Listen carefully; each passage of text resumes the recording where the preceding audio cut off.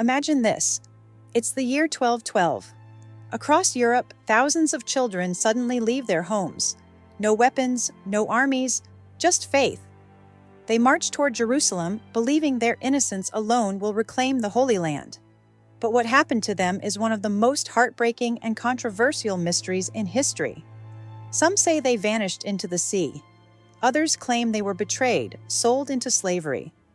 This is the story of the Children's Crusade, a march of hope that ended in tragedy. In early 13th century Europe, faith was everywhere. Kings, peasants, and even children believed that God guided every aspect of life. Against this backdrop, a boy in France named Stephen of Cloyes claimed he had received a vision from Christ himself. He told the crowds that God had chosen children, not knights, not kings, to liberate Jerusalem. His message spread like wildfire. Soon, in Germany, another boy, Nicholas of Cologne, began preaching the same dream. The idea was intoxicating. If hardened warriors had failed in their bloody crusades, perhaps the pure hearts of children could succeed where armies could not. Parents wept as their children, some as young as 10, left home. Some went willingly, others were swept up in the tide of hysteria. They carried wooden crosses, sang hymns, and believed the Mediterranean Sea would part before them, just as the Red Sea had parted for Moses. To many observers, it seemed like a miracle in the making. They set out across France and Germany, tens of thousands of young boys and girls, joined by poor peasants and wanderers who claimed to be children of God. Their journey was brutal. They had little food, no supplies, and no protection. Many collapsed from exhaustion. Some froze crossing mountain passes, others starved along the road. Still, their determination shocked those who saw them. In village after village, locals watched in awe, and sometimes in disbelief, as endless streams of children marched, chanting prayers, their small voices echoing across the countryside. But not everyone was impressed. Some priests condemned the movement as madness, a dangerous heresy that would only end in disaster. Chroniclers note that wolves trailed the columns of children, preying on the weakest who strayed behind. This was no noble procession. It was a desperate exodus. After months of walking, the first groups reached the great ports of Marseille and Genoa. The children believed the sea would open for them, allowing them to walk directly to the Holy Land. Of course, the sea did not part. Standing before the endless waters of the Mediterranean, hope turned to confusion. What now? This is where the story takes a darker turn. In Marseille, two merchants, Hugh the Iron and William the Pig, offered ships. They promised safe passage to the Holy Land, free of charge. Thousands boarded.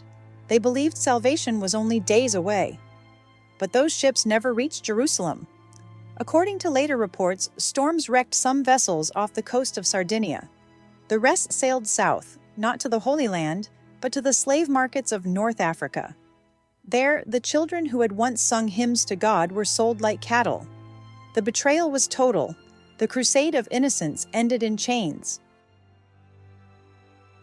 Here the story blurs into legend. Did this really happen? Were there truly tens of thousands of children? Or was it, as some historians argue, a mass movement of the poor, labeled children, because they were powerless? The medieval chronicles contradict each other. Some accounts speak of miracles and angels guiding the children. Others describe chaos, hunger, and death. What is certain is that something extraordinary happened in 1212, something that terrified church authorities and haunted Europe for centuries. Modern scholars believe that children may have meant not literal kids, but the dispossessed, peasants, orphans, wanderers, all seeking deliverance. Yet the image of thousands of innocent children marching to their doom was so powerful that it became the enduring version of the tale. Whether fact or myth, the Children's Crusade became one of the Middle Ages' most haunting legends. It symbolized the dangers of blind faith, the vulnerability of innocence, and the cruelty of exploitation. In sermons and stories, the lost children of 1212 were remembered as martyrs of misguided zeal, their fate a warning to generations to come. Even today, historians and writers return to the story, drawn by its tragic resonance. Were they fools? Were they saints? Or were they simply victims, used, abandoned, and forgotten by the world that should have protected them? In their tragedy, we see both the beauty and the danger of human hope. The Children's Crusade remains one of history's most haunting enigmas. It reminds us that faith can inspire the most extraordinary dreams, but also lead to the darkest betrayals. Thousands set out believing they could change the world with innocence alone.